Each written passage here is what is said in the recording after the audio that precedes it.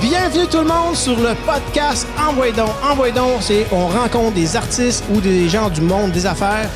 Ils nous racontent des moments de leur vie où ils se sont donné le petit kick pour passer, aller de l'avant dans un projet ou une histoire ou des idées qu'il y avait qui a changé de façon pour le meilleur ou pour le pire leur vie. Donc, notre invité d'aujourd'hui, c'est Michel Courtemanche. Je suis hyper content de te recevoir. Écoute, ma première question que j'aime poser, pourquoi tu as accepté de venir sur le podcast? C'est quoi? J'en ai aucune idée. J'en ai aucune idée. En fait, je me suis dit, puis pas par rapport à ton podcast et à toi, mais que chaque affaire qu'on fait, ça apporte de quoi. Fait que, comme je suis plus vraiment dans le circuit TVA, Radio-Can, puis toutes ces grosses boîtes-là, si on veut de moi encore pour faire des entrevues, des podcasts, des ci, des ça, des entrevues de journaux étudiants ou des gens qui veulent, je sais pas, moi, qui sont nostalgiques puis qui veulent, ils veulent parler du temps passé, ben, moi, je trouve ça le fun. Je trouve ça amusant. Puis ça m'apporte toujours quelque chose. Fait que j'ai dit oui parce que probablement tu m'en as parlé. Hey, tu m'en as parlé de l'an passé. Moi, je t'en ai parlé, je pense, au mois de décembre l'an passé. Oh non, je t'en ai parlé ce printemps. Aux Oliviers. Ah oui, je t'en ai parlé aux Oliviers, c'est vrai. Je t'en avais parlé, mais c'était juste un projet qui mijotait. Ah, OK. J'avais acheté mon setup genre au mois de mai. J'ai sacré ça dans un garde-robe. Puis je t'avais écrit, je pense, en juin, quelque chose de même. Ça se peut. Puis j'étais pas trop chalant. Je t'ai écrit, je dis, écoute, je vais attendre qu'il revienne. Puis pour des raisons que, à un moment donné, ça a popé. Ton message, puis écoute, cette journée-là, je faisais une gigue dans ma tête en tabarnouche. J'étais content. J'étais vraiment content. Parce que, écoute, j'ai réveillé le gigueux en toi. Ça a gigué, mon ami, comme t'as pas idée.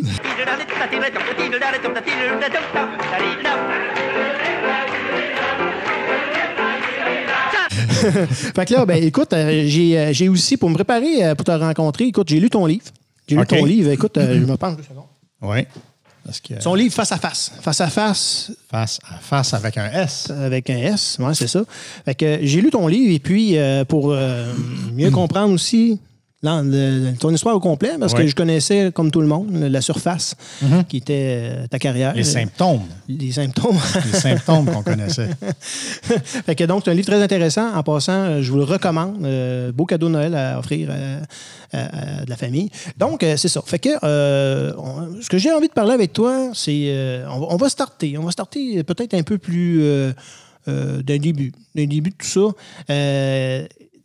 Qu'est-ce qui t'a... Ben, premièrement, tu as fait de l'improvisation avec une belle gang que tu côtoies encore aujourd'hui. Claude Legault, Martin Petit, Jean-François Aubé. C'était du monde à l'époque avec un immense talent déjà. Et ça a commencé comme ça, en fait. Moi, j'étais étudiant au cégep en cinéma. Et puis, c'est Claude Legault, à un moment donné, qui est venu me voir avec un de mes amis qui s'appelait Mike Collin et Christian Langevin, parce que Claude voulait partir une ligue d'impro. Et puis, il est venu me voir pour savoir si ça m'intéressait de faire cette ligue-là. Ben, je dis, moi, oui, OK. OK. Why not? J'ai rien d'autre à faire. J'ai des cours plates de cinéma. Puis moi, j'aime mieux avoir la caméra dans les mains, filmer, que d'aller écouter un prof. Là. Fait que, pardon. Alors, ça a commencé comme ça. En fait, c'est une erreur. Parce que moi, je m'en allais pour être réalisateur. C'était ça mon grand rêve. Ouais. Et puis là, j'ai pris la sortie juste avant là, de l'impro. Puis à partir de l'impro, ben, j'ai développé le style que je fais aujourd'hui, là, visuel, raconter des histoires sans parole. Ouais. Et ça a commencé comme ça. Ça fait partie de ce que tu disais tout à l'heure, les décisions qui changent notre vie. Là, pourquoi pas? Ouais. Fait que, tu sais, tant qu'à rien faire, on y va. Why not? Non, mais qu'est-ce qui m'en empêche, tu sais?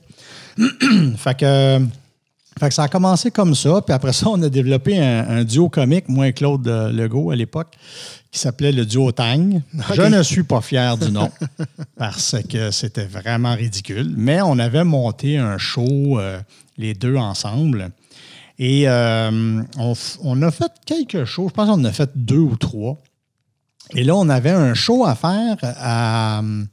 C'était à... Voyons. Pas Rouyn-Noranda, mais en tout cas, je ne me rappelle plus. Une ville dans le nord. Là. Non, c'est pas vrai. C'était où mon frère Jean travaillait, excuse-moi, à Val-David. On avait un show à faire là, et Claude est tombé malade. Oui. Mais malade longtemps. Fait qu'il a fallu que je mette tout au singulier. Tous les textes qu'on avait ensemble, tous les sketchs, tout ça, il a fallu que je mette ça comme si c'était un show solo, finalement. Et puis, ça a été long avant que Claude se remette sur pied. Puis moi, j'ai comme parti le lendemain. Puis là, je suis allé au Club Soda passer des auditions à cause de mon chum Marc Desourdis, qui, lui, m'est arrivé avec une feuille. Hey, je t'ai inscrit, puis puis tu vas y aller, puis qu'est-ce que je fasse? À quoi qu'il t'avait inscrit? Excuse-moi, oui. À Juste pour rire. Juste pour rire, c'est ça, oui. Il faisait des auditions Juste pour rire, justement, pour les gars-là, Juste pour rire. Puis je suis allé passer l'audition, puis ils m'ont pris, puis il y a eu la demi-finale, après ça, les quarts de finale. La finale, je n'ai pas gagné. C'est 3 autres personnes qui ont gagné, mais je me suis ramassé avec les 3 autres personnes dans les monstres de l'humour. Oui. Personne ne se rappelle de ça. Mais ça a été une belle époque de ma vie. On a fait plus de comme 300 spectacles ensemble. Oui. Ça a été bien intense. Puis on a eu bien du fun. On était un mariage de raison. C'est parce qu'on ne s'entendait pas tout le temps. Là, on n'était pas 4 chums qui partaient un. On était 4 gars qui avaient passé les auditions puis ils avaient décidé de nous mettre ensemble. Ouais. Fait qu'on a fait ça pendant quasiment 3 ans. Mais il faut dire que j'étais très jeune à l'époque. Là, quand j'ai commencé avec les Monstres de l'humour, je devais avoir 22 ans. Je n'étais pas très, très vieux. On a fait 3 ans. Et puis, au bout des 3 ans, bien, le groupe s'est dissous. À ma grande déception, moi, je me retrouvais tout seul. Puis, j'étais pas mal triste de cette affaire-là parce que j'avais pris goût au travail d'équipe. Puis, fait que ça m'avait un peu déçu. Puis là, mon gérant à l'époque, François Roson, il me dit, moi, si ça te tente... on peut te monter un show solo, si tu veux. J'ai fait, ouais, tu sais, qu'est-ce que je vais faire pendant 1h30 tout seul? Tu sais, j'ai pas de matériel, j'ai rien. Là, j'avais demandé à un de mes chums, Benoît Chartier, à l'époque, de me donner un coup de main. Pierre-Yves Bernard aussi, il m'avait donné un coup de main. Celui qui a créé 19-2 avec Claude Legault, puis Appelle-moi si tu meurs, là. Et donc, j'ai réussi à monter une affaire qui s'appelait là, à l'époque Un nouveau comique est né. J'avais un poster où j'étais en couche dessus. Une autre idée de mon ancien gérant. Et puis, ça a marché, là, plus que n'importe quelle apparition que j'aurais pu faire à TV. Ça s'est vendu, là, jouing. Ouais. Et... par contre, le premier soir, j'ai fait mon spectacle Un nouveau comique est né à Magog. Je me suis tellement royalement planté, là, mais planté solide. Là. À la fin du batteur, pas d'applaudissements, juste des bruits de chaises qui se déplacent. Puis du monde qui sort. C'était angoissant. Là. Je suis sorti de là démoli. J'ai fait, ben voilà, c'est ça. Tu ne seras jamais un humoriste seul. Et là, j'ai paniqué. J'ai appelé mon gérant. J'ai dit, écoute, ça ne va pas du tout. Je me suis planté solide. Puis là, je savais qu'il venait le lendemain. Là, fait que j'étais comme bien nerveux. Fait que le soir même de cette méga défaite, je suis revenu au chalet puis j'ai sauté une coche complètement. Je me suis coupé les cheveux. Ah oui? Oui. T'avais les cheveux longs J'avais les cheveux longs. Ouais. Fait que je me suis coupé les cheveux. OK. Très, très court. T'as-tu ta méthode de... Aucune idée pourquoi. Faire un reset? Peut-être. Je sais pas. Il fallait que je change tout. Ouais. Et je me suis coupé. C'est resté une tradition, d'ailleurs. Ouais. OK. À chaque fois que je partais en tournée, je me faisais couper les cheveux. Ouais. Puis là, je les laisse pousser tant et aussi longtemps que je ne ferai plus ça à cette heure. Là. OK, tu laissais pousser tes cheveux tout le long de la tournée? Oui, pendant 3 ans. Pendant 3 ans? Oui. Puis ton cycle... Ben, sur la cassette... la cassette. Ah oui, la cassette. Ben, oui. Sur même DVD, ouais. Sur les rouleaux de cire. C'est rouleaux de cire. Il y avait une vidéo à un moment donné où on me voit les cheveux très, très, très, très longs. Là. Oui. Puis mon ex-femme adorait ça. Alors, je me laissais pousser les cheveux. Mais bon, ce soir-là, je me suis coupé les cheveux. Et là, je suis revenu au théâtre le lendemain. On a fait des changements sous les conseils de, justement, mon technicien de son, en fait, Michel Piché. Il dit « Hey, moi, je sais pas pourquoi tu mets l'ouverture. Tu devrais faire ton stand-up en première partie, puis commencer avec un contact avec le monde. » Puis, il y a peut-être raison. Si, je sais pas, j'ai pas de ressources, là, tu sais. Fait que, on a tout coupé le début du show qui était un genre de diaporama, là, tu sais, de ce qui s'en venait. C'était tellement mauvais. Le monde ne trouvait pas ça drôle. Dans le fond, c'était comme une mise en situation un peu. Oui, mais tu sais, on est tous de même, là, les humoristes, c'est qu'on aimerait que quelque chose parte de la salle à notre place. Ouais. Fait que tu veux une vidéo, une annonce, ou une affaire drôle, ou une première partie, ou pas. Tu as le goût d'arriver que le monde soit déjà crampé, tu sais. Ouais. Fait que ça n'a pas eu cet effet-là, pantoute. Fait que. Je pensais que c'était quelqu'un, mais c'est moi à l'écran. Fait que j'ai fait ça, j'ai fait ça. Puis j'ai commencé le show en stand-up. Et puis ça a été la nuit puis le jour. Puis juste avant le show, je suis allé voir mon gérant. J'ai dit là, écoute François, je sais pas. Je sais pas quoi te dire. Puis sa femme était là, Josée à l'époque. Et puis je sais pas, je me suis planté hier. C'est une catastrophe. Je ne sais pas s'il faut canceller le Club Soda à Montréal. Je ne sais pas quoi faire. Ben, il dit, on va voir. Là. Fais le show, puis on va voir. OK. Et ça a été complètement l'inverse. Le monde était debout à la fin. Il criait, il applaudissait, des rappels. Fait que là, il vient me voir à la loge après. C'est quoi le problème? Je ne sais pas. Je ne sais pas. Hier, c'était complètement l'opposé. Puis là, c'est comme si... Dans le fond, c'est aussi ta façon de jouer. Est-ce qu'elle a changé de façon importante? Ou c'était juste le début du show qui n'était pas bon. Ouais. C'était juste ça. Ah, c'était un détail. Ouais. D'enlever un détail du show qui venait changer. Qui durait à peu près, je te dirais, 4 minutes. Mais c'était une vidéo qui parlait de l'histoire du rire. Puis comment tu tuais le monde? Il y avait comme des jokes de Poutine puis de mandat parent. Ça n'avait aucun bon sens. Là, t'sais. Fait que j'ai tout enlevé ça. Puis il y a un gars qui avait fait un gros travail de diaporama là-dessus. Imagine. J'avais 2 machines synchronisées avec une cassette. Ouais. Oh my God, je vais juste en parler, j'ai mal au cœur. Et c'est ça, j'ai juste enlevé ça, puis commencé bien normal en stand-up avec un peu de musique à l'entrée, puis j'ai fait boum, ça va être ça le show. Il y avait juste un numéro qui boitait un peu, qui était le golfeur à l'époque. Ouais. Parce que je le faisais avec une bande sonore. OK. Et il fallait que je suive la bande sonore, mais les gangs n'étaient pas si drôles que ça. Puis Puis là, quand j'ai fait la version européenne d'un nouveau comic Enix, c'est appelé le comic qui cartoon. Mm-hmm. Parce que, bon, je suis né du cartoon, et puis l'expression le comic qui cartoon, ça veut dire aussi le comic qui cartonne. Oui. Bon. C'est le jeu de mots français. Oui, c'était correct. C'était correct. Et puis, mais la version française était de loin beaucoup meilleure que celle du Québec. Oui. Et quand je suis revenu en tournée au Québec, j'ai fait cette version-là. La version française, la grosse différence qu'il y avait, c'est que tu avais pu... Est-ce que tu t'avais enlevé les tracks préenregistrés puis tu faisais les sons toi-même? Pour le golfeur, j'ai tout repensé le numéro au complet. Okay. J'ai enlevé la bande sonore. La bande sonore, deviens-tu des fois en séquence dans le temps? T'as pas grand lousse, là, si tu manques ta shot. Ah, quand t'as part à part. C'est fini. Ou bien t'as un gars qui te suit tout le temps puis qui fait go. Tu sais, je connais un comique français qui s'appelle Karim Slama. J'avais écrit des numéros. C'est un Suisse. Et puis, son technicien, il était hot. Là. Moi, il le suivait. Là, c'était précis, c'était vraiment bon, là, tu sais. Sauf que si le gars n'est pas là, t'es fait. Il éternue, puis whoop. Puis de l'autre côté, ça a l'avantage que tu peux répéter quand tu veux, mais tu sais, comme le batteur, un coup que c'est parti, moi, je peux plus rien faire. Ouais. Fait que si je merde, si je m'enferme, je me tords un pied ou whatever, il faut que je continue. Encore pire avec le numéro des claquettes, où là, c'était vraiment exigeant, là, puis il fallait pas que je me plante. Là, il fallait que je fasse attention, puis je partais le show avec ça. C'était pas prêt, en plus, là, de la claquette, t'avais à suivre. Ah oui. Ben, j'étais en studio avec deux souris de claquettes dans les mains, une plaque de métal, puis j'étais là, je faisais n'importe quoi. Ouais.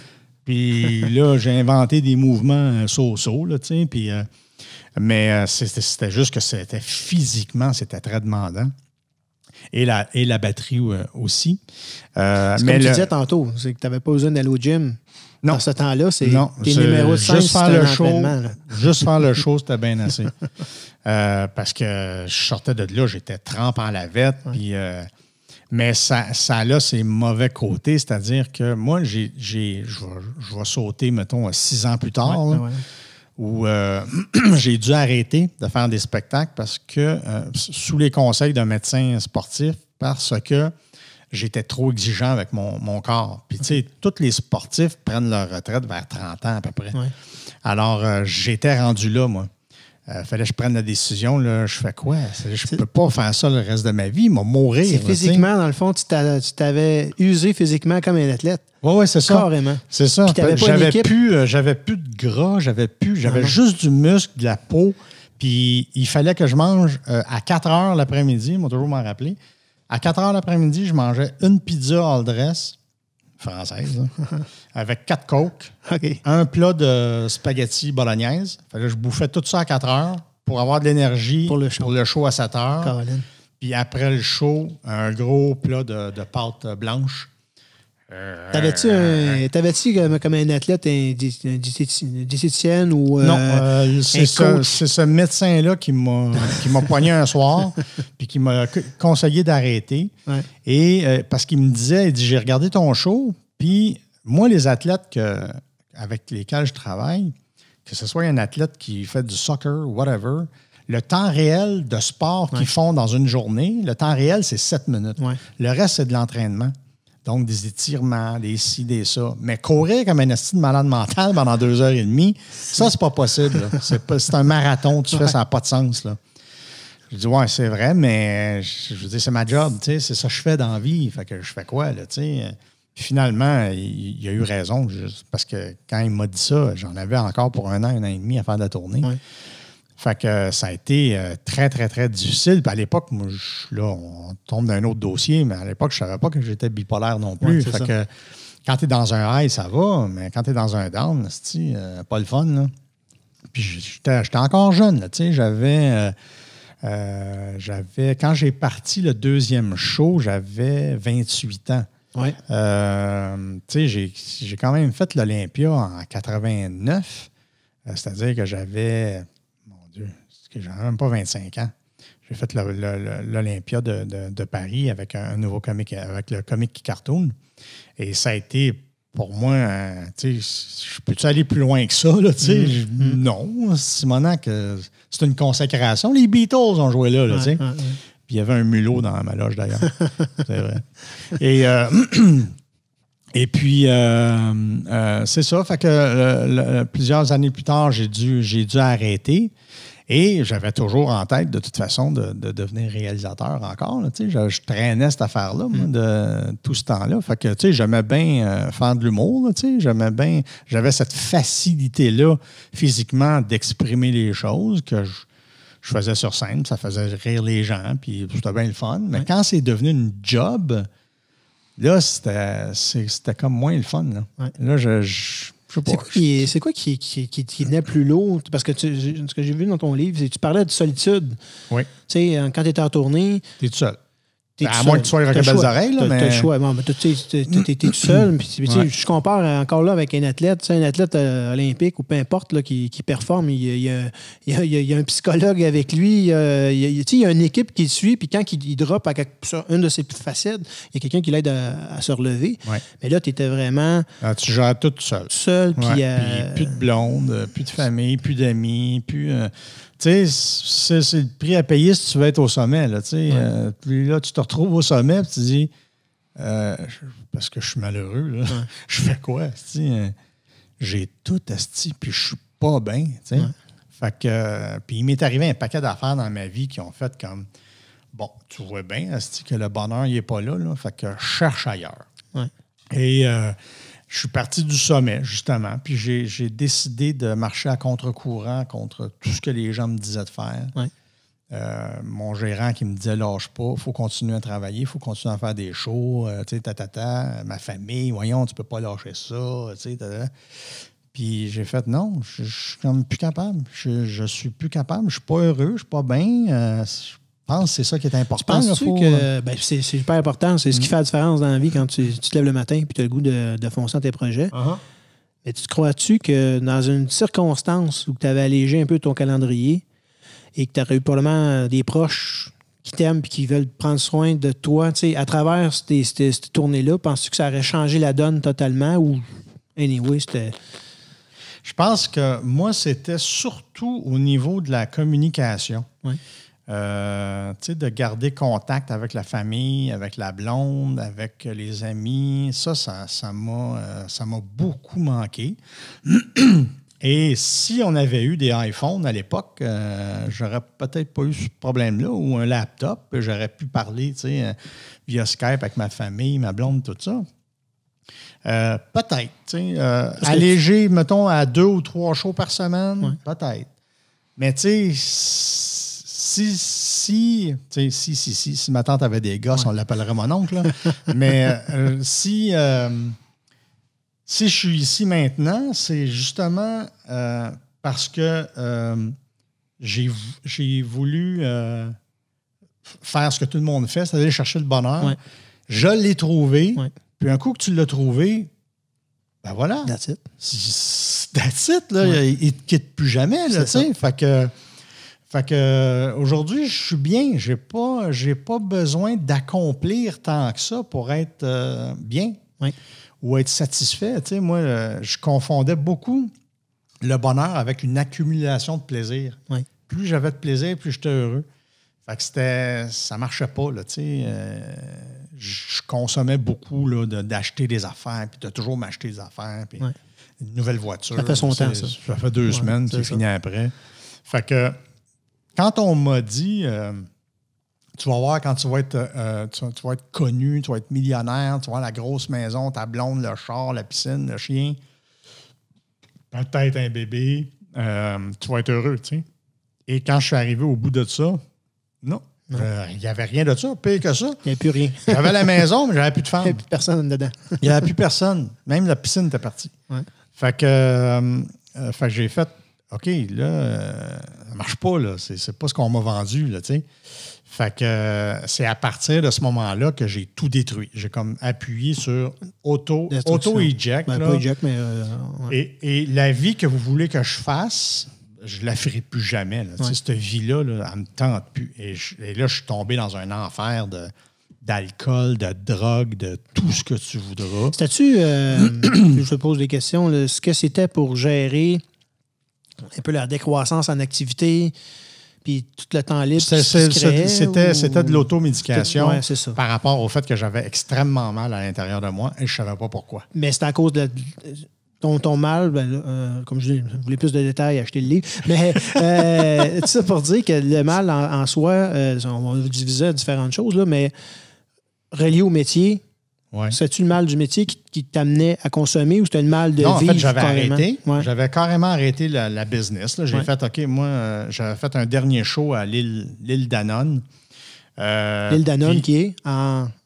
Dans quel pays? Non, l'île Danone, je te parle c'est un spectacle pendant Juste pour rire, dans le Vieux-Montréal. Okay. Et c'est la compagnie Danone. Il n'y a pas rapport avec dans quel pays, c'était une île qui était commanditée par Danone. OK. Moi, je cherchais ça sur la tête. Je suis jamais allé là. C'est pas en Nouvelle-Calédonie.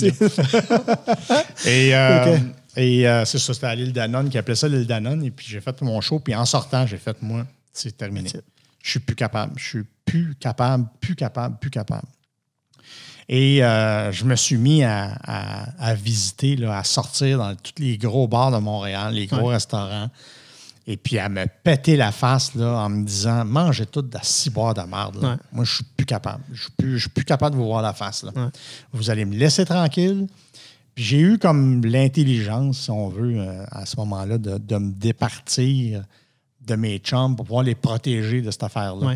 Pour pas qu'ils soient vraiment témoins de ça. Puis de toute façon... à toutes les fois que je sortais avec eux, à un moment donné, ils se disaient « Il est où, Michel? » C'est une toilette avec une fille, tu sais, puis n'importe quoi, là.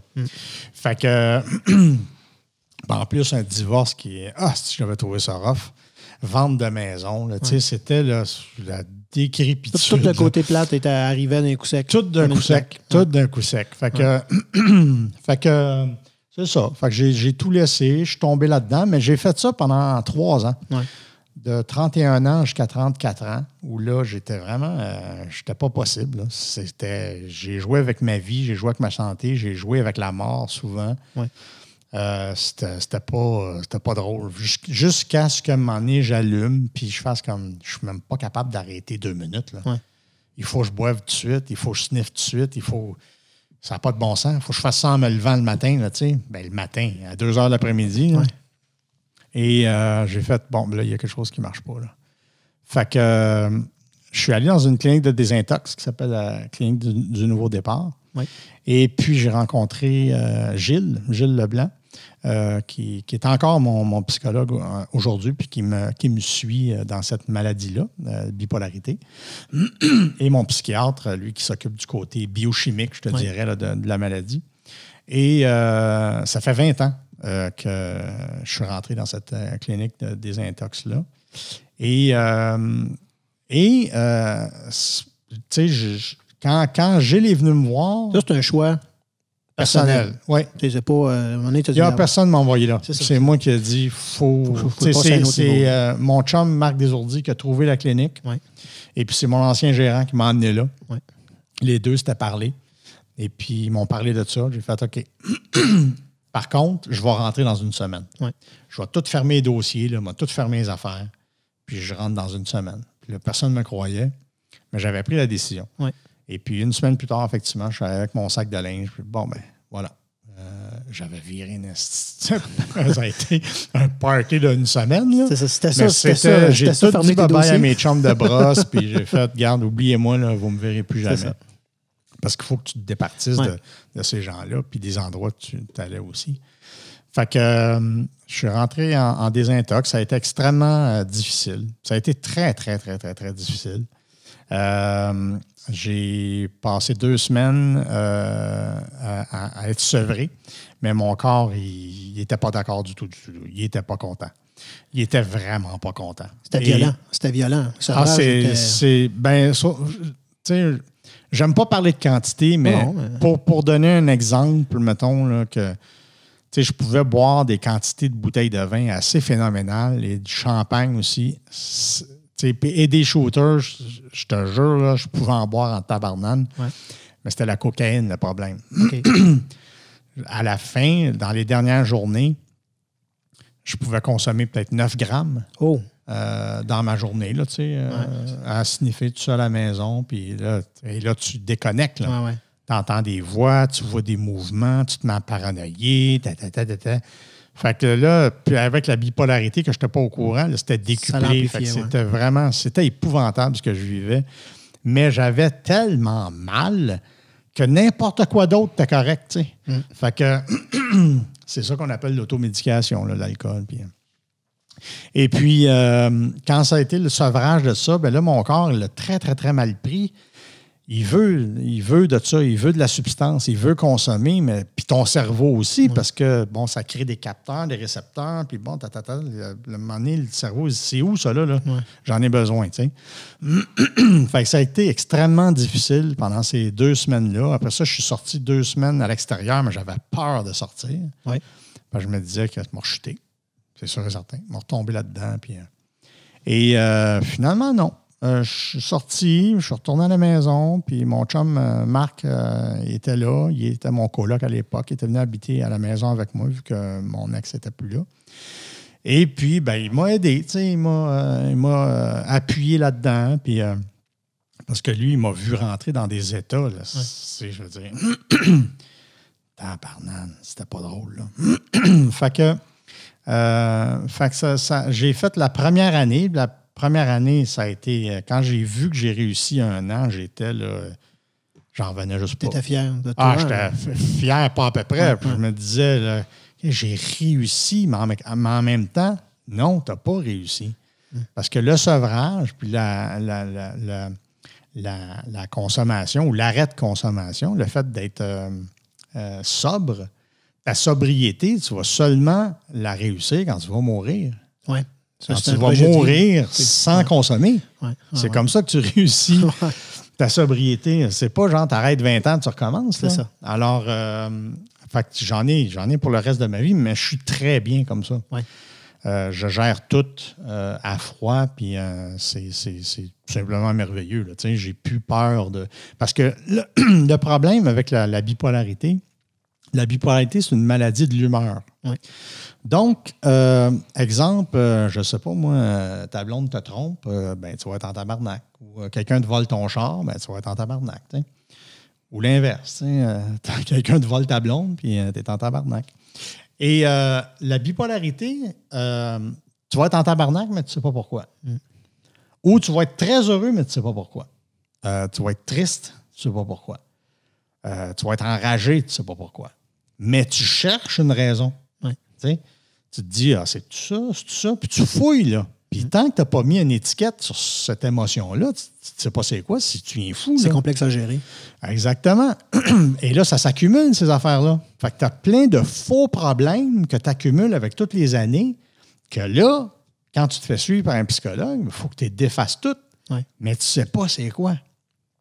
Fait que c'est extrêmement complexe de ce processus-là, de se débarrasser de ces problèmes-là qui n'ont pas de nom, qui n'ont pas de... Je me disais, tu veux dire que quand je ressens ça, ça a toujours été faux? C'était juste là de même pour rien? C'était... oui, c'est ça l'affaire. C'est ça la business du bipolaire. Fait que j'ai réussi à faire le grand ménage de tout ça. Puis là, il y a eu la médication, puis le suivi psychologique. Puis la médication, c'est pas plug and play. Il y a de l'ajustement à temps.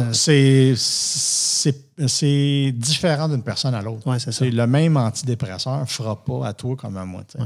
Que ça rallonge un peu le temps de... Ben, c'est qu'un antidépresseur, malheureusement, ça prend 1 mois avant de faire effet. Fait que pendant 1 mois, ben, tu es down. Là. Ouais. Puis un down bipolaire, ça peut mener à des situations extrêmement désagréables. Ouais. Et à des fins de vie. Là, fait que... c'est bien tough de garder espoir que tu vas t'en sortir quand tu es bien down parce que tu vois tout noir. Ouais.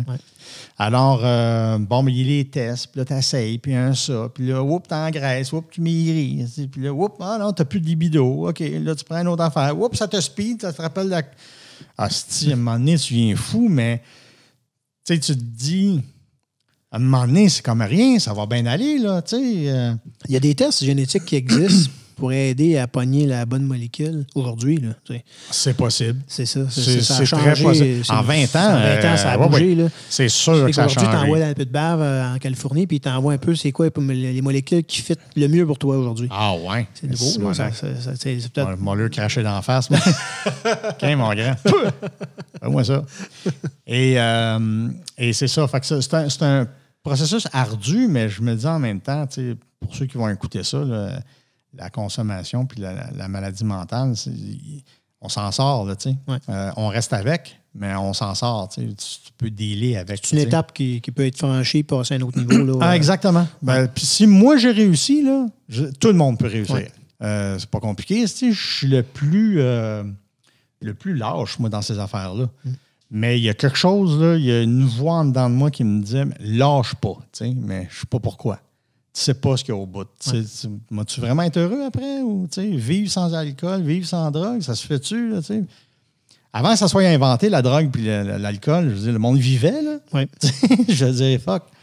Alors, mais une vie sobre, c'est absolument merveilleux. J'adore ça. Je pensais pas que c'était possible, mais... Parce que quand j'ai arrêté de consommer, je pensais même pas tenir 2 jours. Là, puis j'ai tenu 20 ans. Ouais. Fait que, Félicitations. Je suis bien content. Je suis bien content. Puis aujourd'hui, ben, ça répond-tu à ta question au début? Je ne sais même plus c'était quoi ma question. Ça va-tu bien? Non, je sais plus c'est quoi. Non, mais oui. Non, mais c'est parfait, regarde. Comment ça a commencé? Il n'y a pas de ligne. Je ne me souviens plus comment on est parti là, mais il y a une question que je vais te reposer. Oui. Ça, c'est Marie-Lise Pilote. Qui m'a posé. J'ai parlé tantôt. J'espère que je parlais d'autres choses, mais j'ai dit, hey, j'ai reçu Michel. C'est pour une connerie qui va me lâcher. Non, j'ai dit que c'était pas des jokes qu'il fallait faire. Okay. Fait que, non, elle, quand elle a arrêté de faire l'humour, oui. Elle s'est sentie invisible. Elle sentait qu'elle n'existait plus. Elle a eu comme une période d'ajustement, comme de se retrouver elle-même comme humain. Tu l'as-tu vécu, ça? Parce que je sais que moi, c'était c'est ton ça que je choix. voulais. Mais c'est ça que tu voulais, mais... Moi, je voulais me retrouver. Je voulais retrouver la simplicité. Je voulais disparaître. Je voulais que le monde ne se rappelle plus de moi. Tu voulais ça, mais de le vivre, tu comprends? Tu peux dire, écoute, moi, j'aimerais ça ça faire a du été ski. merveilleux. Puis quand tu fais du ski, tu te rends compte du collègue que j'ai pas de fun. Non, moi, c'était parfait. Ouais. C'était ça que je voulais. C'est ça que tu voulais. C'est ça que ça a donné. Puis, je veux dire... Ça faisait ton affaire. Oh oui. Tu t'es jamais dit... Le prix à payer est plus à l'inverse. Ouais. Quand tu es connu, là, tu sais, puis tu n'as pas le droit de te plaindre parce que tu as tout, là, tu sais. Ouais. Ça, j'ai trouvé ça vraiment rough. Mais de se départir de tout ça, là, écoute, c'est une force, ça t'amène une force incroyable. Puis moi, j'ai pas eu de vertige comme tel. J'ai pas eu de... Puis je suis encore étonné que les gens me reconnaissent sur la rue, là, tu sais, parce que ça fait quand même 25 ans de ça. Là, tu sais, fait que, bon, entre-temps, j'ai fait des affaires à la TV, mais pas... Je joue dans une série à vrac, j'ai fait les bye-bye, j'ai fait une couple d'affaires, mais tu sais, c'était juste parce que... Les bye-bye étaient magnifiques. Qui? Il était magnifique, les bye-bye. J'étais dedans. Moi, j'ai vraiment adoré. Là. Ah, ben, tant mieux. J'ai trouvé ça raide, les bye-bye. Moi, quand Louis Morissette m'a demandé d'en faire partie, déjà, je me disais, mais pourquoi? Je veux dire, il y en a d'autres là, qui sont bien meilleurs que moi, là, parce que moi, je ne suis pas un imitateur, là. Et puis, il a beaucoup insisté. Puis là, j'ai appelé un de mes chums, Marc-André Chicoine. Je dis, hey, Marco, j'ai Louis Morissette m'a demandé de faire le bye-bye. Je sais pas, qu'est-ce que tu en penses? Il dit, Chris, t'as rien à faire de ce temps-là. T'as pas de job, tu fais rien. Si, fais-les. Là, j'ai fait, ouais. Fait que là, j'ai fait, non, dans ma tête, non, je le ferai pas. Fait que je rappelle Louis. Puis je dis, ouais, Louis, bon. Je pense qu'il a reconnu le ton de ma voix parce qu'il a dit, avant que tu me donnes une réponse, là, il anticipait. OK, tu vas me dire, j'embarque dans le bye-bye, puis ça va être super le fun. Fait que là, j'étais au téléphone, j'embarque dans le bye-bye, puis ça va être super le fun. C'est ce ton-là. Ouais. Et là, il raccroche, et là, la crise d'angoisse que je fais, je dis, mais non, je peux pas, tu sais. Je peux pas faire ça, cette affaire-là. C'est ben trop... Puis au premier meeting que j'ai eu avec eux autres, la catastrophe, aussi. Ils me parlaient du monde à imiter, je les connaissais même pas. À un moment donné, il me parlait de... C'était qui donc? Rambo. Oui, le syndicaliste. Le syndicaliste, oui. Je ne connaissais pas, moi je ne savais pas, mais ils me disent, ouais, c'est un gars, c'est un peu comme un lutteur, puis tu devrais faire... tu fais comme un lutteur, tu sais. Là, je fais un lutteur, mais de la WWF, là, tu sais. C'était, là, de même, là, tu sais, il était là, il me regardait. Puis Véro était là, la face toute longue. Puis là, à un moment donné, il me dit, OK, tu peux-tu faire Sarkozy, tu sais? Sarkozy. Et là, il me dit, ben, fais un accent français. J'étais tellement nerveux, j'ai même pas été capable. J'ai passé 7 ans de ma vie à Paris à faire des accents français. Puis là, j'étais plus capable. Ouais. Fait que là, on finit la lecture. En tout cas, bye. Je suis parti, je ne l'ai plus. Non, ils vont me sortir du projet, c'est comme rien. Et là, j'ai su bien après que Louis a parlé à Alain. Alain a téléphoné à son frère Marc-André, qui est mon chum, qui m'a dit de faire le bye-bye. Puis Marc-André les a convaincus de me prendre pareil parce qu'il dit il était nerveux là, mais il va faire une belle job. Ouais. Fait que, OK, c'est... Puis là, ce que j'ai fait, c'est que j'ai appelé un de mes chums, Pierre Verville. Ouais. Puis j'ai dit, Pierre, j'ai besoin d'un coup de main, je ne sais pas comment imiter. Mais l'affaire que je suis capable de faire, par exemple, c'est imiter un imitateur. Ça, je n'ai pas de problème. Je peux imiter Pierre Verville qui imite quelqu'un, mais je ne peux pas imiter quelqu'un. Je n'arrive pas à entendre ce que lui entend. Mais quand il fait ressortir des traits, je fais « Ah oui, OK ». Parce que c'est ça, ça fait. À Pierre, c'était vraiment d'analyser. Ah, c'est vraiment le meilleur. Puis de voir c'est vraiment le meilleur. Il est hallucinant. Ouais. Et fait que chaque personnage que je faisais, sauf une couple, là, le maire de Québec, ça c'est moi qui l'avais trouvé, mais il parlait même pas de même. Là. J'ai inventé un caractère complètement absurde. Mais les plus difficiles, comme justement Sarkozy, Depardieu, Patrick Huard. Ouais. Patrick Huard, tu avais de la misère, je pense. Plus à lui. J'ai pu le faire une fois, that's it. Ouais. Je ne serais pas capable de le refaire. Ouais. Pourquoi il était plus compliqué? Parce qu'il n'y avait pas des traits très. Il n'y a pas. Il n'y a rien. Ouais. Même Pierre, il trouvait pas. Je l'écoute. Il n'y a rien, tu sais. Puis, mais ça ressemblait à quelqu'un d'autre, tu sais. Ça ressemblait un peu à. Parce que j'ai fait aussi, en tout cas. Puis, anecdote, c'est qu'à toutes les fois que j'imitais quelqu'un dans le bye-bye à tous les années, je rencontrais cette personne-là dans la semaine suivante. Ouais. Dont Martineau, dont Pierre Curzi, dont une couple d'autres, et dont quelqu'un avec une trachéotomie. Oui. Parce que dans un des sketchs, j'avais fait un gars avec une trachéotomie. Okay. Mais dans l'avion, asti, que je prenais pour aller en vacances, il y a un gars avec une trachéotomie. Il était passé à côté de toi? Il était pas loin, mais j'ai fait semblant de dormir tout le long. OK. Ah, Simonac, je capotais. Non. Ah non, j'aurais pas été capable si j'aurais gelé là. Mais c'est ça, pour revenir à Pierre, fait qu'il m'a tout montré ça. J'ai pu... OK, je t'imite toi, je le fais après. Mais j'ai trouvé que c'est un travail, c'est une discipline différente. Ouais, là, puis mes comparses étaient excellents dans leur job et semblaient faire ça avec une facilité désarmante. Fait que moi, j'étais comme, si je suis vraiment pourri là-dedans. Là. Fait que ça a été... ça te pousse à te dépasser parce que... Ah, complètement. Mais aujourd'hui, je ne serais même pas capable de le refaire. Ouais. Tu me dirais, ben fais donc de Pardieu. Bon, c'est ça. Je suis pas capable. Ouais. Mais n'empêche que quand tu es dans un environnement que tout le monde a une certaine barre, un certain niveau, ça te force à développer ces skills-là que tu as réussi. Là, parce que... Ben, je te dirais, moi, ça sera toujours par rapport au fun que tu as. Oui, c'est ça. C'est pas tant le niveau de compétition que on a-tu du fun ensemble? J'ai-tu du fun à faire ça?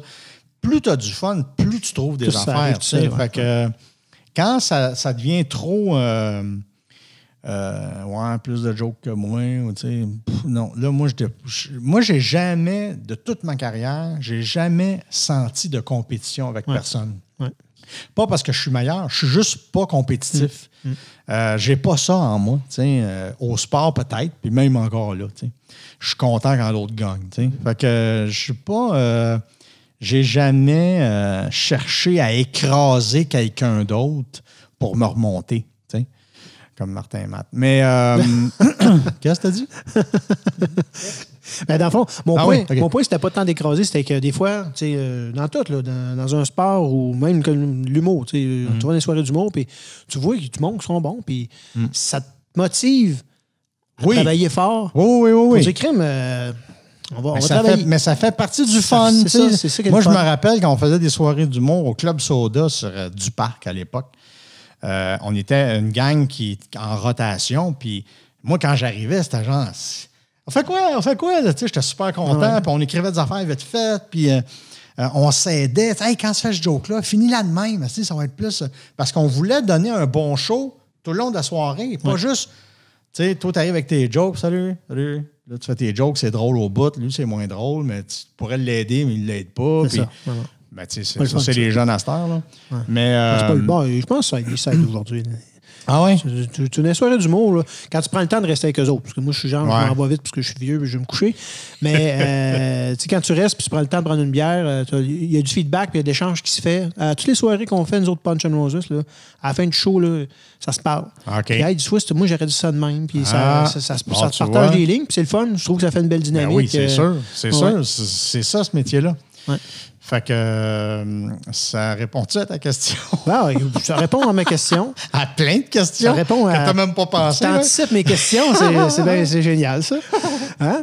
Fait que, non, ben écoute, moi, je m'amuse. Je réentends ce que j'ai lu, puis ça complète des affaires. Hein? Non, c'est pas une question de répétition. En plus, je vais faire des conférences bientôt. C'est parfait, tu prépares. Non, c'est pas se répéter. T'amènes une couleur différente aux choses. Puis là... Toi, ton trip dans la vie, ton rêve, c'était d'être réalisateur. Oui. C'était ça. Ça a toujours été ça. Dans le fond, ça a toujours été ça. Des jours 1, ça a toujours été ça. J'ai toujours été fasciné par le cinéma, oui. Puis quand tu as passé ta période, tu sais, de te reprendre, de reprendre le contrôle de ce que la vie comme tu voulais le faire, tu as commencé à explorer. C'est quoi que tu as commencé à faire comme premier métier? Ben, pas premier métier, mais premier projet que tu as travaillé. Ma première gig, ça a été... Après, j'ai fondé Encore Télévision avec mon ancien gérant François Roson puis Richard Blot. Oui. J'ai acheté une salle de montage, j'ai acheté une caméra, puis j'ai fait, on va faire de la télé. Oui.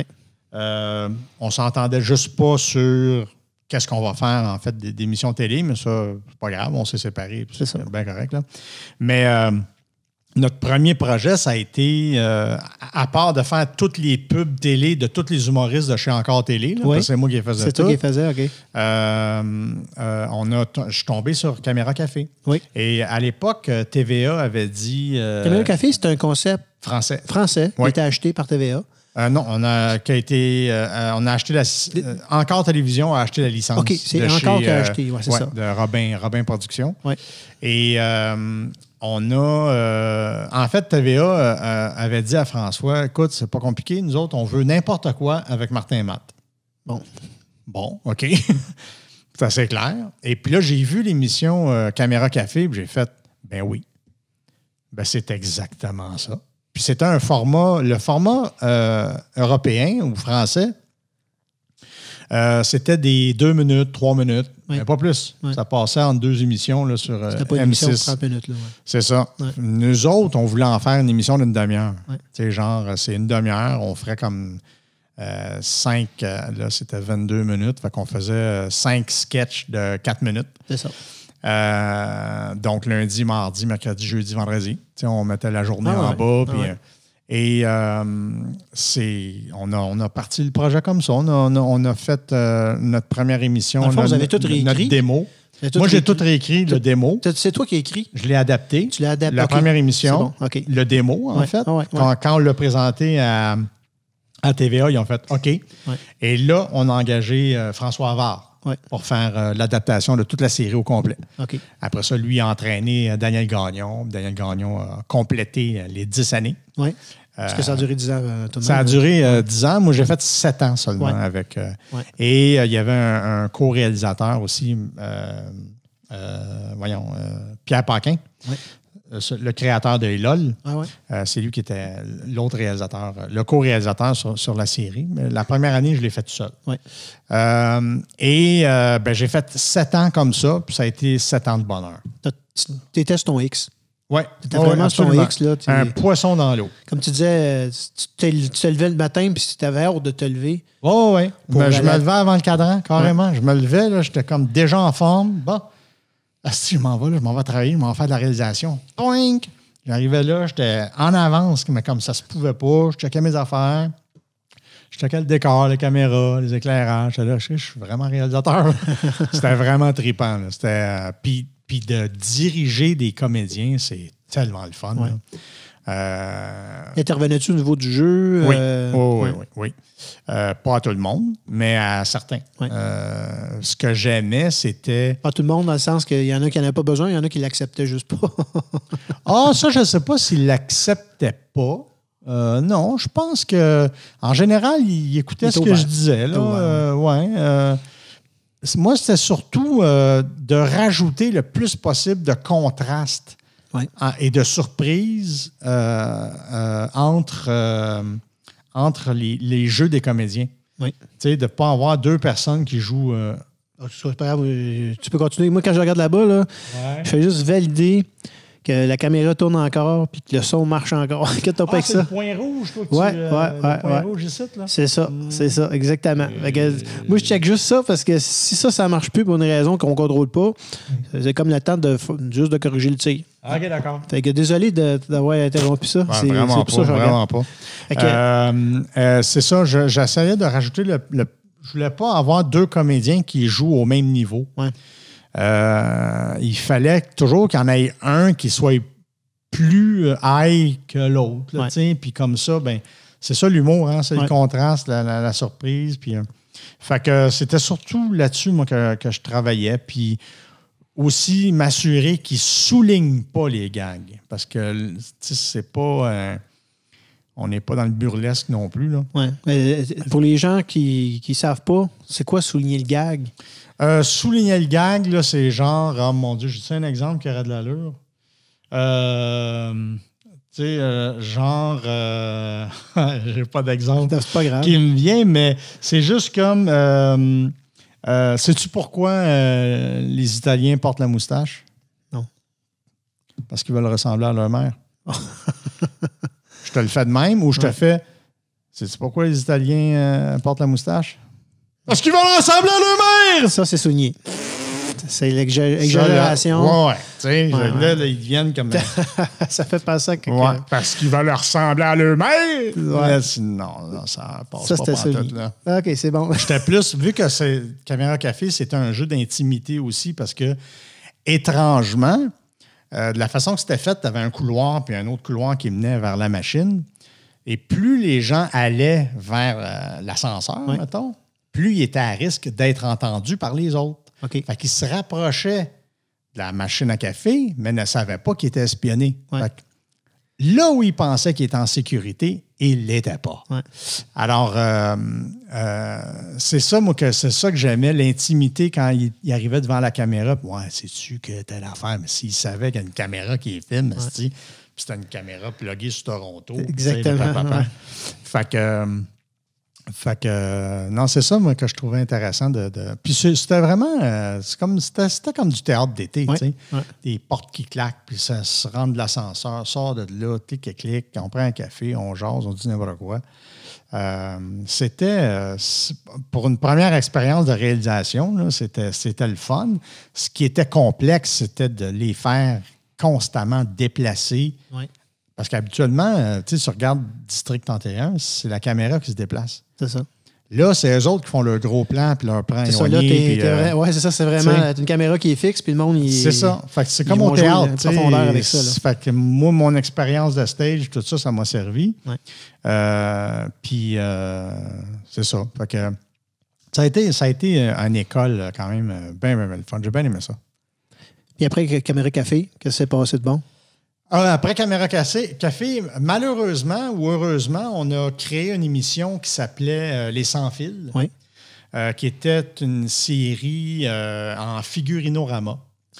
C'était l'histoire d'une famille de figurines qui habite dans une ville X, dont la fille mesurait 12 pieds, une trisomique pas de tête. Okay. Avec un fils un petit peu trop studieux et des parents un peu d'un père qui travaille dans un abattoir puis une mère qui prend des cours de danse à la journée longue. Fait que c'était assez typé là, comme série. Et puis, c'était uniquement des figurines. Oui.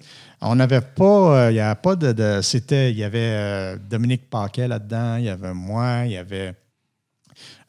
qui c'est qu'il y avait d'autres? Il y avait... mon Dieu, les Denis Drolet, qui faisait le couple. Ah ouais. En tout cas, une couple d'artistes. Et puis, on a créé ça, Les Sans Fils. On a fait un émission. Ça faisait partie d'un concours de Télétoon. OK. Puis, il y avait comme choisi 13 maisons de prod qui avaient proposé 13 émissions d'animation. On était les seuls qui n'étaient pas vraiment d'animation. On était... en figurinorama. On voyait les mains toutes. Là, ah oui, OK, vous voyez toutes. Là. On n'était pas gênés. Là. On n'essayait pas de rien cacher. Et puis, au Québec, en francophonie, on a eu un succès incroyable. Ouais. Mais quand c'est arrivé au Canada anglais, là, on s'est fait lapider, mon gars. Là. Mais on était des racistes. Ben, ce qu'ils pensent de nous aujourd'hui. Pour moi, il y a quelqu'un qui a dit « ça vient du Québec ». Ah, ben, tabarnak. On va te les maganer comme faux. Fait que le pire, c'est que les deux filles qui travaillaient à Télétoon adoraient le show. Ils ont vraiment aimé ça, mais ils n'en revenaient pas comment la réponse a été négative du public. Puis, tu sais, du côté français, ça marchait au fond. C'est là qu'on voit des fois que... Le choc de culture, il est là. Moi, je te dirais, là, c'est vraiment parce qu'on était du Québec. Ouais. On était des francophones qui écrivent en anglais. Là, parce que... Ça aurait été américain, il aurait dit « wow ». Oui, c'est ça, exactement. Ouais. OK. Parce que, bon, anyway. Et c'est mort dans l'œuf. Ah oui. Fait qu'on a mal vécu avec ça. Moi, j'y croyais beaucoup. J'y croyais beaucoup, surtout à l'international. Ouais. Fait que, bon, ma boîte, elle s'est essoufflée, puis elle a fait « ouais ». Tu sais, il y a moyen de récupérer le truc. Puis, mais là, je suis en train de travailler justement avec les auteurs des Sans Fils sur une autre affaire, un autre projet, qui est sensiblement pareil, un petit peu différent, 50% différent, mais qui est plus nous autres, là, qui est plus... qui va, d'après moi, ça devrait bien marcher à l'international.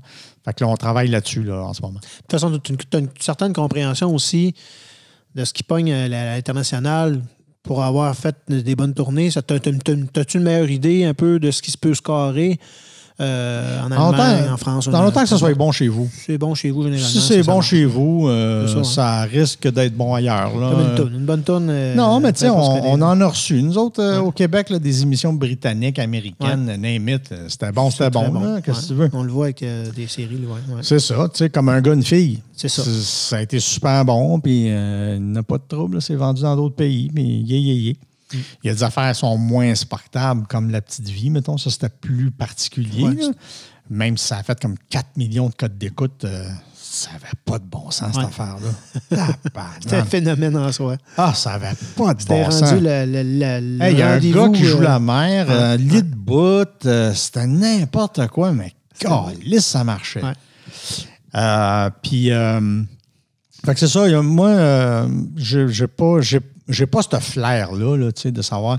Si moi, je trouve ça drôle, je vais le faire sur scène. Ouais. Si vous trouvez ça drôle, tant mieux. Ouais. Si vous ne trouvez pas ça drôle, je vais l'enlever. T'sais. Il y a de quoi j'avais remarqué. Là, je sais que je reculais un peu dans le temps. Là. On est pogné, on va revenir. Une affaire que j'avais remarqué, c'est que dans ton parler de personnage, le golfeur et tout ça, tu avais comme un mélange, comme une langue qui était. Gros mollo. Le gros mollo, exactement. Ouais. Qui est une langue justement qui te permettait. Inventée. Qui est une langue inventée, le gros mollo. Ouais. Puis qui faisait que. Mais tu fais sonner comme américain ou russe ou. C'est que le monde, il trouve des repères à des mots-clés. Puis c'est ce qui faisait justement que ton show pouvait être joué partout. Ben oui, j'ai joué. J'ai joué en Allemagne, j'ai joué en Espagne, j'ai joué. Dans pas mal toute la francophonie. J'avais pas. C'est drôle, hein? C'est même pas. C'était les sons qui étaient durs à adapter. Ouais, hein? Qui étaient. C'était pas mes gestes, mes histoires, mes personnages, tout ça. C'était mes sons. Ouais. Un téléphone, ça sonne pas pareil. Ouais. Une ambulance, c'est pas pareil. Ouais. Tel son, c'est pas pareil. Fait qu'il y avait plein de. Il y avait plein de sons qu'il a fallu que je refasse toutes. Ouais. De mon show, sauf pour le batteur, là, ça, c'était correct. Là. Mais il y avait les sons que toi, tu générais. Oui, c'est ça que moi, je faisais live sur scène. Track, là, parce que si on regarde le golfeur... Non, il n'y a plus de track, il n'y a plus rien. C'est tout du son, puis regarde, il y a du détail, il y a énormément de détails dans ce numéro-là. Oui, mais il fallait que j'aille un bon soundman pour qu'il suive, parce que des fois, le pitch montait, le pitch descendait, c'était un Q-in, Q-out. À cette heure, ça serait super facile à faire. Là. Ouais. Mais à l'époque, c'était compliqué. Là. J'avais des cassettes. Ouais. À un moment donné, on a eu des CD. Et on avait une machine qui avait fabriqué des CD. On capotait. Et ouais, c'est ça. Fait que c'était les sons, moi, qui étaient le plus... parce qu'il y a un numéro que je faisais. Pourquoi je faisais une ambulance? Anyway. Il fallait que je fasse une ambulance. Et, mais en le faisant, ça sonnait américain au bout, ou en tout cas québécois. Fait que là, il fallait que en arrivant à Paris, j'entendais ça. Le fort. Je disais, c'est ça, eux autres. C'est pas le même téléphone qui sonne, c'est pas clair. J'ai jamais fait ça, moi. La cloche, tu sais, il y en avait plein, là, tu sais, de... Puis même que mon russe, il trouvait que je sonnais portugais. Ah oui? OK. Bon, OK. Mais le gros mollo, ça meublait, je te dirais, un espace qui n'était pas rempli. Parce que le terme gros mollo, c'est un terme que tu as inventé. C'est un terme qui existe. C'est Marcel Sabourin qui m'a dit que c'était du gros mollo. Ouais. C'est un terme qui est utilisé. On peut le googler. C'est ça se google, ça existe. Ça se google, gros mollo. C'est pas ton invention. Non, c'est comme rubbish. C'est ça. C'est comme ça. Puis, non, du yaourt qu'il appelle en France. Ouais. Il va parler yaourt. Gros mollo. Ça meublait justement l'espace qui était vide, qui était... on n'entend pas parler, tu sais. Fait que quand je faisais l'américain, water patch around a candle, a lot of water pan. Si je faisais juste me déplacer, ça serait ennuyant. Tu sais. Fait qu'avec, ça y donnait, tu sais, ces hosties de présence d'Américains-là qui sont loud au bout, là, tu sais, puis qui parlent fort, là, tu sais, puis qui... comme le monde de Toronto, là, quand tu arrives dans un restaurant, il y a du monde de Toronto, ça crie, ça parle fort, t'es là. Oh, gueule, je veux pas le savoir ce que vous pensez. Et fait qu'il y avait ce côté-là loud, puis le russe, c'était le côté un peu sévère, Ouais. tu sais, le Boroshki brochna avec you, m'a pété la gueule, mon esti. Peu importe ce qu'il dit, t'as l'impression qu'il va t'en sacrer une. Le japonais, c'était cette espèce de joie de vivre des Japonais qu'on fait comme question à sourire tant que ça. Puis j'avais mon personnage Toupidou qui, lui, avait un parler un peu, je dirais, universel parce que ça ressemblait à rien. Ouais. Ça ressemblait pas à du Québécois. Des fois, j'imitais des Français devant eux autres. Ouais. Si on va vers, si on va entendre, puis ils s'en apercevaient pas. Ça, c'était génial. Et c'est ça. Fait que j'ai-tu fait le tour? Il y avait ça, il y avait ça, il y avait ça. Ouais. Le Gros Mollo. C'est le Gros Mollo. C'était le Gros Mollo Show. Le Gros Mollo Show. Allez voir ça. Non, sur YouTube, vous allez retrouver des vidéos de Michel. Vous allez comprendre c'est quoi le Gros Mollo pour les plus jeunes. Les plus vieux, vous le savez. Mais comme ma fille, 15 ans, quand je parlais de toi, non, puis j'ai shooté une couple de vidéos là. Oh, OK, là, elle a compris. Ouais, OK, d'accord. Fait que là, écoute, là, je t'ai ramené dans le passé, on retourne, on revient dans l'après. Fait que là, Caméra Café, ton autre émission aussi que tu as fait. Là, la réalisation, c'est là-dessus. Là, tu fais du coaching. Pour les spectacles, tu fais de la mise en scène. Tu l'as fait. Honnêtement, je fais de tout. Je fais de tout. T'es caméléon. Je suis caméléon. En fait, je suis humoriste, je suis un peu comédien. Ouais. J'écris des concepts de show télé, j'écris des concepts de show web. Je fais de la mise en scène d'humoriste ou de show ou whatever. Je fais pas de production, je touche jamais aux chiffres. Okay. Mais tout ce qui est artistique, tu sais, comme là, j'ai terminé un film muet qui va se tourner l'été prochain à Magog. Je viens de terminer la mise en scène d'un show africain avec des acrobates. Puis, tu sais, je connaissais pas pantoute, j'ai fait pareil. Fait que je touche vraiment à tout. Ouais. Les mises en scène mais je suis pas bon dans aucun. Ouais. Je suis comme Jack of all trades. Là, non, mais il y en a qui ont des spécialités qui sont vraiment bons, mais moi, je n'ai pas le temps de développer. Je fais un peu de tout. Ça se peut aussi que ton profil de personnalité fait que tu as plus de fun à faire, à te promener d'un projet à l'autre avec de la variété que tout le temps à faire le même affaire. C'est juste que j'aime les défis. C'est ça. T'apprends plus de choses. Je connais rien là-dedans. J'y vais. C'est ça. Comme acheter une salle de montage, apprendre des logiciels. Là, je fais du 3D, je fais du montage vidéo. Je fais, tu sais, fait que j'aime ça. J'aime ça apprendre aussi. Fait que... Je comprends. Je suis un peu de même. fait que puis en mise en scène. En mise en scène, là, t'as fait Martin Petit. J'ai fait Martin Petit. J'ai fait Lise Dion. J'ai fait Danny Bédard. Danny Bédard. Il y a longtemps. Pour la musique. Pour la musique, oui. Ça, c'était un autre. Qu'est-ce que tu faisais en mise en scène pour un artiste musical? Ah, écoute, ça a été. Il a vraiment fallu que je sois débrouillard parce qu'il y avait 1000$ pour décor mise en scène. Oh. J'ai fait bon, OK, ça veut dire qu'il n'y a rien. Alors. Incluant ton salaire. Incluant mon salaire. Fait que j'ai fait, qu'est-ce que tu veux que je fasse? Puis je ne connaissais pas l'œuvre de Danny Bédard. Je ne le connaissais pas du tout. Ouais. Je l'ai rencontré, je pensais que c'était du brainstorm. Mais son agent, qui est. Voyons, comment ça s'appelle? C'est plus son agent maintenant, c'est pas grave. Janie. Ouais. Elle dit bon, ben là, vous allez travailler ensemble. Fait qu'on va vous laisser, puis par rapport. Fait que là, Danny, ouais, on va travailler ensemble. Et là, ça a bien l'air. Mais là, je fais quoi, tu sais? Il fallait que je fasse un pacing de tunes. Il fallait que j'écoute toute son œuvre au complet. Il fallait que ci, il fallait que ça. Là, il commençait à être à couffin. Fait qu'il a fallu que j'y fabrique moi-même un enclos en plexiglas autour de son drum. Ah oui, OK. Pour pas que les cymbales y arrivent directement dans les oreilles. Fait que ça a mangé pas mal de budget. Là, moi, j'ai plus une scène pour le décor. Fait que ce que j'ai fait, c'est qu'on va tout rentrer les coffres de road case. Ouais. On va les empiler un peu partout. On va faire comme s'ils étaient en répète. Fait que ça a marché. Ça a marché. Puis j'avais fait mettre une pancarte illuminée sortie. Oui. Parce que je voulais simuler un blackout Oui. dans la salle. OK. Tellement la musique avait été forte. Oui. Et c'est parce que j'avais dit à Danny, il y avait une toune qu'il ne voulait pas chanter. Il voulait la chanter, mais il y avait de la misère. Okay. Parce que c'était pour son ex. Puis à toi qui a chanté, il venait les yeux pleins d'eau. Puis je dis, gars, ce qui serait vraiment hot, là, c'est que tu la chantes pas, mais que tu la dises. Fait je vais simuler un blackout. Il y a juste c'est une bonne idée, ça. Il y a juste ton micro qui marche. Ouais. Fait que tu vas dire la toune au complet, puis à la fin, l'électricité revient, puis on repart, on continue. Y avait-tu un projecteur sur lui, puis tu le voyais? Genre, t'aurais-tu pu mettre ça en track, puis lui, il va prendre une pause c'est ça. en toilette? Non, il était là. Il était là. Écoute, ça a tellement bien marché que la critique a dénoncé le blackout. En fait, parce que le pianiste qui avait les cheveux aux fesses, qui jouait du B2 ou B12, non, ça, c'est la vitamine.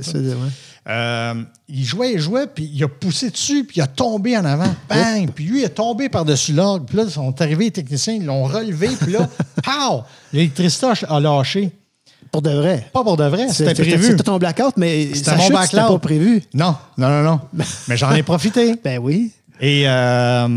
Et dans les journaux, en fait, il y a eu un blackout pendant le show, mais il s'en est bien tiré. Il nous a parlé une chanson. Je vais si qu'on les a eus. C'est-tu devenu à tous les shows, il fallait qu'il tombe? Oh, non. À tous les shows, tu sacs le camp à terre. Please, pète-toi la gueule. C'est une protection. C'est bien bon, ça. Ça a marché au bout, là. Puis ça l'a quand même exorcisé son truc, là, tu sais. Ça donnait des... C'était un excellent musicien aussi. Oui, là. Oui. La dernière tourne qu'il faisait du show, c'était la tourne de... voyons. Pas Brand Van 3000, mais il y a un gars qui a une chanson, un chanteur américain qui a un nom avec un numéro dedans. Voyons, si... je me rappelle plus. Shake Polaroid, là. Oh, comme toi, je le cherche, mais on ne trouve pas. Ben, je le mettrai dans...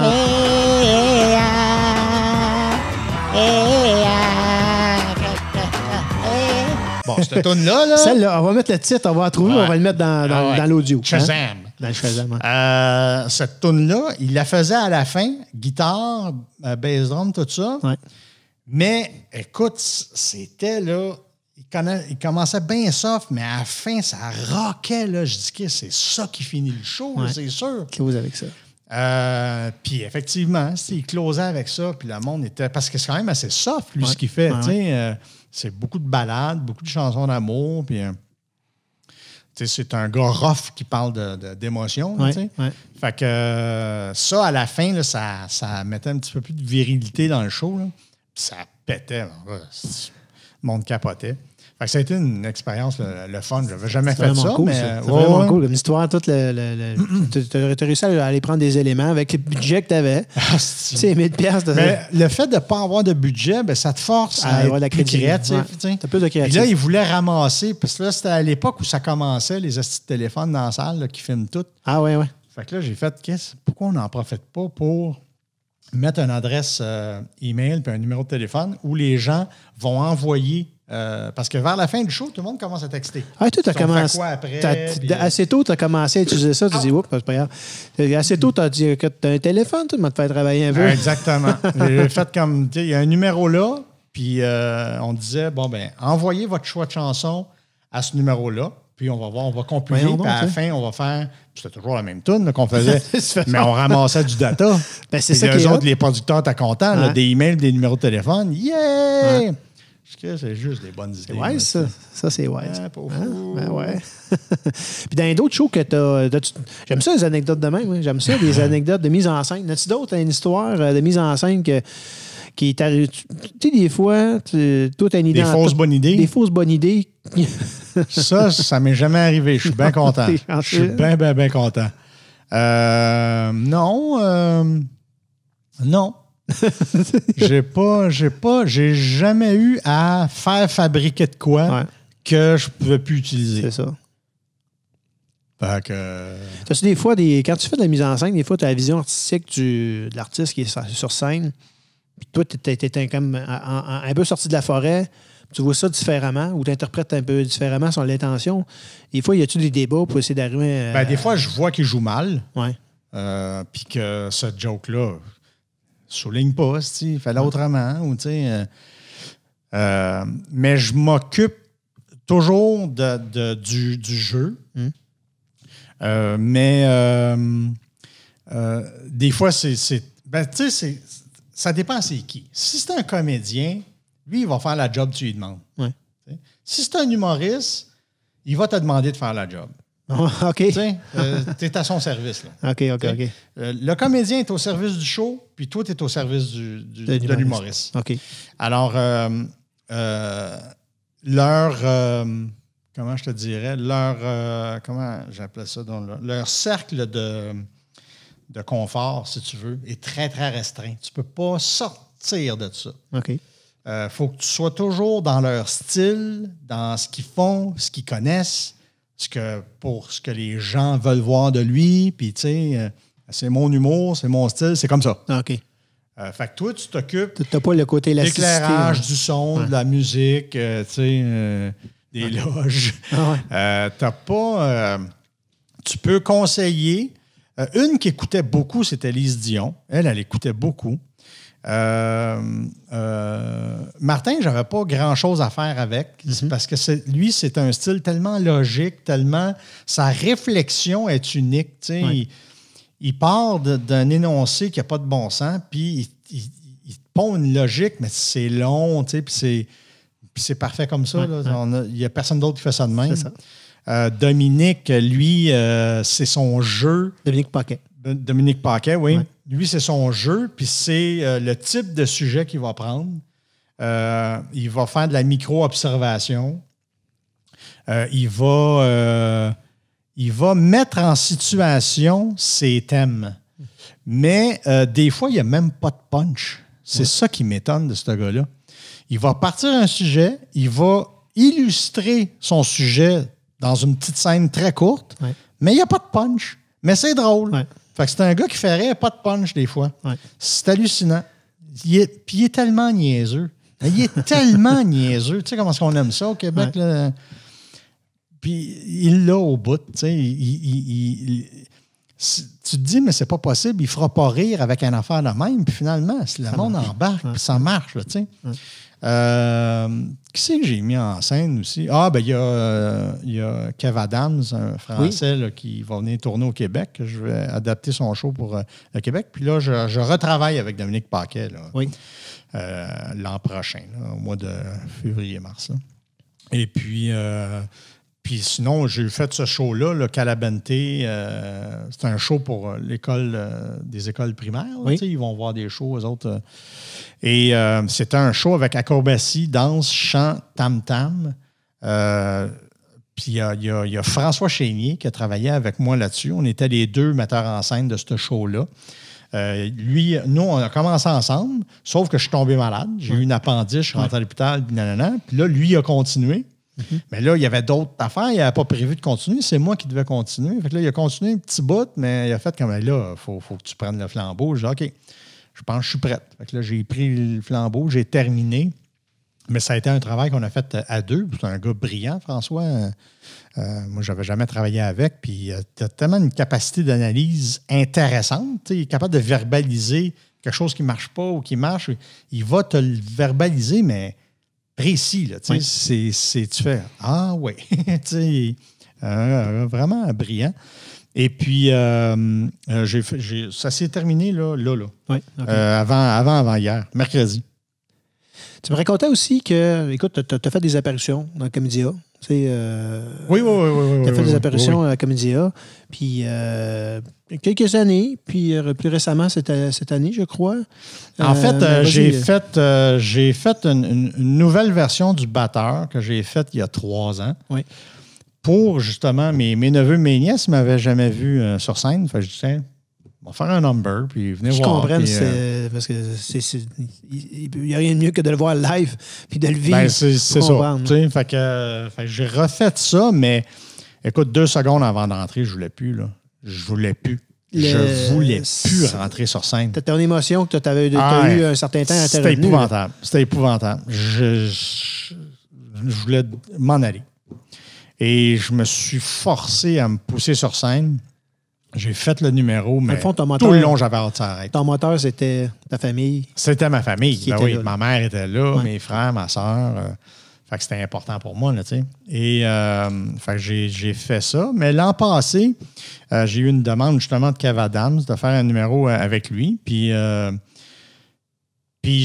j'ai fait OK, pourquoi pas, tu sais. Ben, comme tu disais tantôt, là. OK, c'est ça. Ouais. Ah oui, donc. Ah oui, donc. Fait que là, il m'a proposé une affaire. Ouais, OK. Puis là, je dis, gars, je vais te revenir là-dessus. Il m'a proposé autre chose. Et puis, j'ai pondu un numéro. Il a bien aimé ça. On l'a répété. Ça a été tough un peu au début, mais on s'en est bien sorti. Et puis, quand on a fait le show, ben j'étais comme nerveux, mais comme à l'époque de mes débuts. Ouais. Fait que ça a été super le fun. Ouais. J'étais comme... J'étais content. T'as trippé. Ouais, j'ai trippé. T'as vraiment trippé. J'ai dégusté le moment. Là, ouais. Et puis, le number a marché, mais pas à peu près. Là, fait que c'était encore mieux parce que tu casses quelque chose. Tu ne sais pas si ça va. Fait que ça m'a encouragé à réfléchir à mon avenir là, sur scène, sur des projets là, qu'on parlera dans un autre podcast. Et j'en ai des projets là, jusqu'à 2021. Écoute, là, c'est des projets qui s'en viennent. Tantôt, on en a parlé avant le podcast, mais je ne sais pas à quel point tu peux parler de certaines choses. Ben, les projets, j'ai un projet télé là, qui va être présenté, que moi, je vais présenter pour la 10e fois à une autre maison de production. Oui. J'ai de la série web aussi, sur laquelle je travaille. Et qu'est-ce qu'il y a d'autre? J'ai de la mise en scène, j'ai des shows cet été, j'ai bien des affaires. Et le spectacle, je me dis, je ne veux pas embarquer dans ce que tu veux pas coller tout de suite, mais... mes 2 shows? Oui. Ben, je t'en parlais dans un autre podcast parce que c'est pas encore précis. Parce qu'il y a des affaires bien... des affaires, je ne peux pas parler parce que c'est des... je te dirais... C'est des affaires qu'on veut garder secrètes pour normal. Le show. Oui, c'est normal. Pour la surprise. Pour la mise en scène, en fait. Oui. OK. Ouais. OK, parfait. Ben, écoute, je te remercie beaucoup. Ça fait Michel, c'est un beau moment. Écoute, j'ai fini mon coke en même temps. Fini ton coke en même temps. On est timé. Juste avant le podcast, on s'est claqué une invasion de sushi. Puis on a bien mangé. Yuzu Sushi, on y fait une petite pub. Ouais. Yuzu Sushi, c'est les sushis qui sushi. Puis écoute, merci beaucoup. Ça a été un plaisir de te recevoir. Merci. Et puis écoute, c'est sûr, je vais te réinviter quand tu vas être à tes autres projets. Puis tu sais, parce qu'on a parlé avant, mais j'ai des beaux projets en tabarnouche qui s'en viennent pour toi. Lui, c'est. Moi, je sais, puis je vous le dirai pas. Fait que vous avez rien qu'à Ou suivre. attends que je parte. Non, je ne le dirai pas. Je respecte cet aspect-là. Donc, je rappelle le livre que j'ai montré tout à l'heure. Face à face. Face à face. Vous pouvez trouver ça partout en librairie. C'est un bon livre. Je l'ai lu. J'ai adoré. Il y a différentes étapes là-dedans. On va voir Michel dans plein de projets. Et puis, écoute, merci encore. Bye tout le monde. Merci d'avoir participé au show. Au revoir. Là, on fait une toune de fin. Qui n'est pas parti. Qui n'est pas parti. Ah ben, tabarnak. Elle est partie, mais elle était juste de même. Ah! Ouais. On a le monde qui applaudit, le monde qui traite, si partez pogné, c'est juste à la fin. Ça clôture. Mets-les toutes. On met tout. On met tout et ça. Fait que, that's it, les amis. C'est le temps de faire d'autres choses que de niaiser à checker le web. Hein? Tu sais, allez, lâchez YouJizz, puis prenez-vous en main, mais autrement. YouJizz. YouPorn? YouPorn, c'est YouJizz. C'est la version... c'est comme YouPorn, c'est un compétiteur.